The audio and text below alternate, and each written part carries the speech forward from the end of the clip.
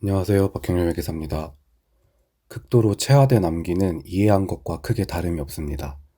따라서 이해 위주의 과목이라고 생각하는 과목들마저 알고 보면 암기가 더 중요할 정도로 공부에서 암기는 정말 중요합니다. 그런데 아무리 읽어도 시원시원하게 떠오르질 않는다거나 여러 번 볼수록 오히려 내용이 뒤죽박죽 섞여버린다거나 해서 나는 암기에는 약한 타입인가 고민이 많이 되신다면 이건 아직 공부 방법을 몰라서 그런 것일 수 있습니다. 암기 과목에 강한 1% 상위권 친구들은 제가 오늘 소개해드릴 방법을 자기도 모른 새 터득하고 자연스럽게 사용하고 있었는지도 모릅니다. 암기를 시도하실 때는 무작정 외우려고 덤벼들면 안 됩니다. 뇌는 개연성 없는 사전 편찬식 지식을 싫어하고 이런 암기는 기억에 오래 남지 않을 뿐더러 외운 것들끼리 막 섞여서 오히려 혼동을 초래하기도 합니다. 뇌가 기억하기 편한 방식으로 떠먹여줘야 필요할 때 꺼내 쓸 수가 있습니다.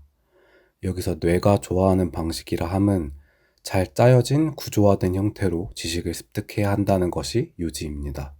우선 구조화해야 한다는 것은 쉬운 말로 뭘 아는지 알아야 한다 또는 뭘 외우는지 외워야 한다는 의미입니다. 내가 아는 것이 전체 맥락에서 어떤 역할인지 또 지금 기억 안 나는 부분은 전체 구조에서 어떤 부분이 비어 있는 것인지 아는 것을 뜻합니다.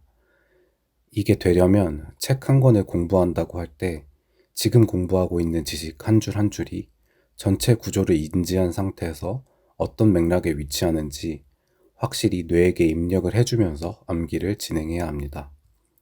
간단한 예를 들어드리겠습니다. 회계사 시험 중에 위협의 종류 5가지가 나오는데요. 이기적 위협, 자기검토 위협, 유착 위협 등등 이렇게 5가지의 이름과 내용을 달달달 무작정 외우려고 덤벼들면서 시작해서는 안 된다는 것입니다.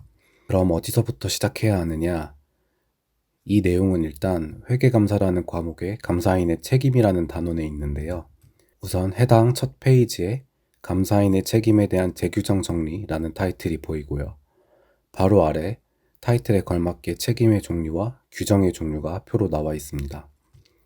감사인의 책임은 크게 2가지 책임인 윤리적 책임과 법률적 책임으로 나뉘고 각각에 대해서 4가지 규정을 두어 관리하고 있다는 이 단원 하나의 구조가 보이네요. 그럼 큰 1번 공인회계사 윤리기준으로 들어가 보면 양괄호 1에서 11번까지 있는데요. 양괄호 1, 2는 윤리기준의 기초적인 의의와 특징을 설명하고 있습니다. 양괄호 3은 윤리기준을 구성하는 5가지 강령을 소개하고 있고 양괄호 4는 이런 윤리강령을 지키는 걸 어렵게 만드는 위협 요인들을, 양괄호 5는 그런 위협들을 해결하는 방법을 각각 설명하고 있고요.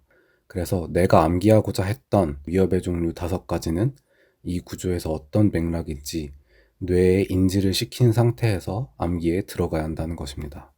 다시 보면 감사인의 책임에는 2가지 윤리적, 법률적 책임이 있고 이 책임을 관리하는 4가지 규정이 나오는데 4가지 규정 중 하나인 공인회계사 윤리기준에서는 5가지 윤리강령을 소개하고 있으며 이 5가지 윤리강령을 지키기 어렵게 만드는 또 5가지 위협이 있고 그 종류로는 이기적 위협, 자기검토 위협 등등이 있구나 라는 전체 논리 위에 지금 암기하려는 내용을 얹어서 암기가 이루어져야 한다는 뜻입니다. 이렇게 암기를 해야만 책 한 권을 통째로 체계적으로 암기하는 것이 가능하고요.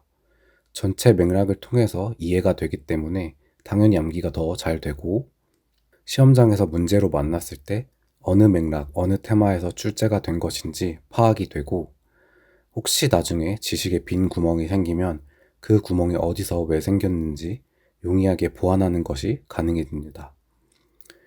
오늘은 암기 방법과 관련해서 어떻게 내용을 구조화해서 공부할 것인지를 설명해 드렸고요.